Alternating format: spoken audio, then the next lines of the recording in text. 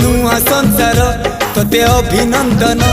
तो चल बाटरे झर फूल चंदन तो चल बाटरे झर फूल चंदन समयर चक्का भौरी घुरे घुरे फूले कांदनालो चढ़ीबु तू फूल सवारी धीरे धीरे फूले कांदनालो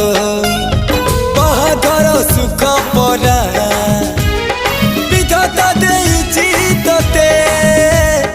विरह वेदना सबु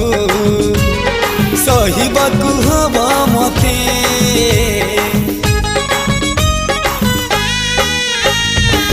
सिंथी तो रहेला सिंदूरी धारे धारे फूले कांदनालो चढ़ीबु तू फूल सवारी